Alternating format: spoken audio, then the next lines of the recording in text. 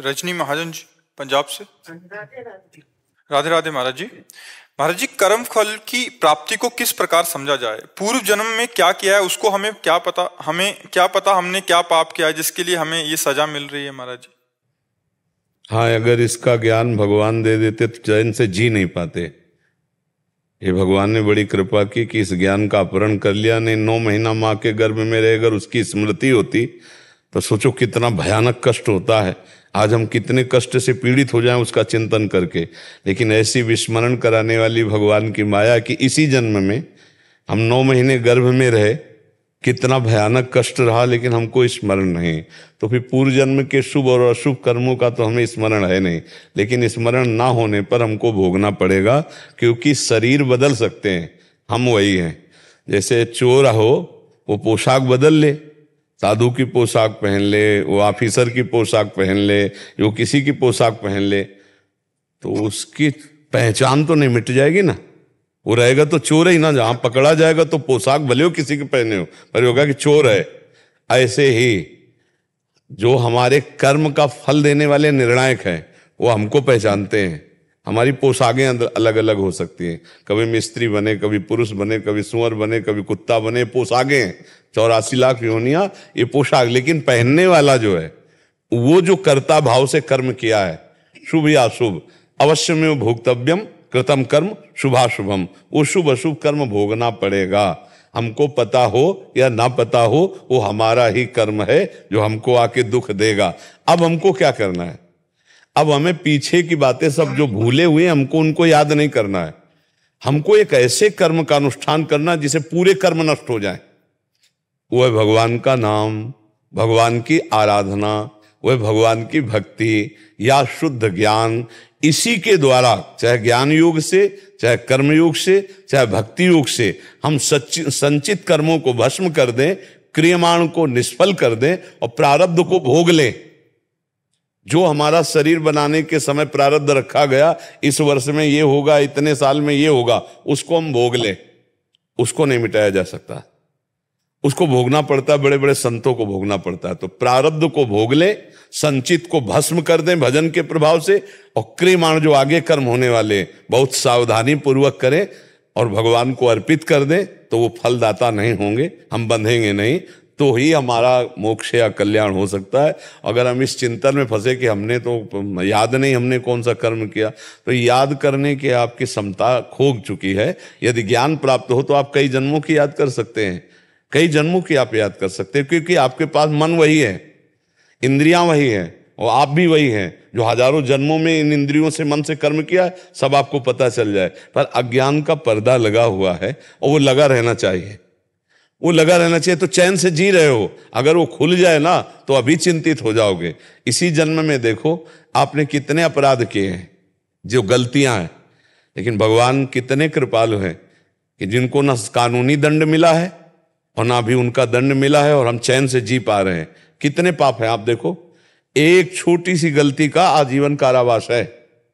किसी माता बहन को आप गंदी हरकत कर दो, छेड़ दो, और ये बात रिपोर्ट हो जाए तो वो आपको कितना दंड मिलेगा। और ऐसी कितनी गलतियां हैं आपके पास, हजारों लाखों ऐसी गलतियां हैं जिनका हमको दंड नहीं मिला है। तो क्या वो सब मिट जाएंगी क्या? अगर भजन नहीं करोगे ना तो 1 सेकंड की एक क्रिया का फल मिलेगा, वो व्यर्थ नहीं जाएगा।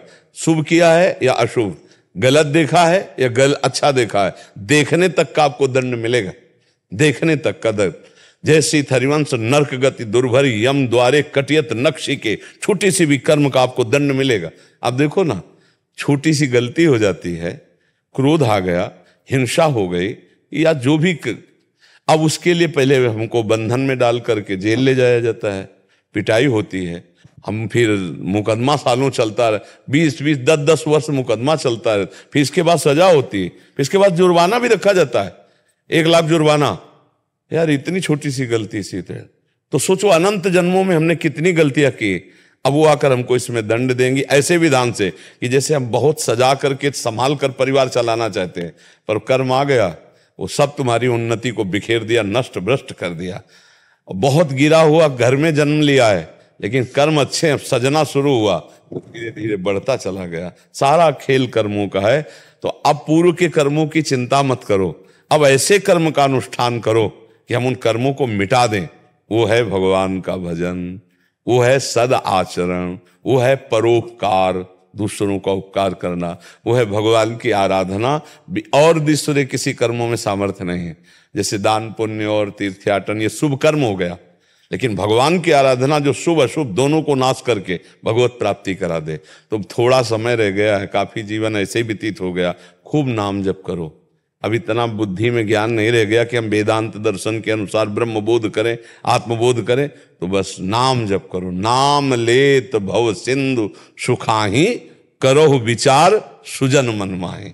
कलयुग केवल नाम आधारा, सुमिर सुमिर नर उतरे पार। इसलिए राम कृष्ण हरि जो नाम प्रिय हो, जैसे अपने वृंदावन वासी राधा राधा राधा खूब निरंतर जपो। यही नाम जो है, नाम संकीर्तनम यस्य सर्व पाप प्रणाशनम, समस्त पापों का नाश करके आपके हृदय को आनंदित कर देगा, आपकी समस्याओं का समाधान हो जाएगा। आप बाहर से समस्या रहित होना और अंदर से समस्या रहित होना चाहते तो नाम जप कीजिए, नाम कीर्तन कीजिए, भगवान की कथा सुनिए, भगवान की कथा गाइए, स्वयं गाइए, नाम कीर्तन स्वयं कीजिए, और बन जाए तो दूसरों का उपकार कर दीजिए। मन वचन कर्म से किसी को दुख ना पहुंचाइए, मुक्त हो जाओगे, आनंदित हो जाओगे। अब दूसरों को दुख देकर जो सुखी होना चाहते हैं, पापाचरण जो करते हैं, वो कभी स्वप्न में सुखी नहीं हो सकते। स्वप्न में भी भयावह आएगा, स्वप्न में भी भय आएगा, और जागृत में चिंता शोक भय अशांति ये तो घेरे ही रहेगी। अगर इससे निपटना है तो एक बार कमर कस के भगवान का भजन करना होगा। बिना भगवान का भजन किए हमें शांति नहीं मिलने वाली, हम दुखों से निपटने वाले नहीं। और शरीर में जो दुख सुख आए उसे भोग लो। जो बड़े बड़े अवतारी पुरुषों को भोगना पड़ा है, औरों की तो बात जले, जो बड़े बड़े अवतारी पुरुषों को भोगना पड़ा है, बड़े बड़े सिद्धों को भोगना पड़ा है। इसलिए नाम जप करो, पूर्व संचित कर्मों को भस्म करने के लिए, अच्छे कर्म करो भगवान की प्राप्ति के लिए, और जो परिस्थिति आवे उसे भगवान का प्रसाद समझकर सह लो, तो जीवन मुक्त हो जाओगे। सही बात यह है।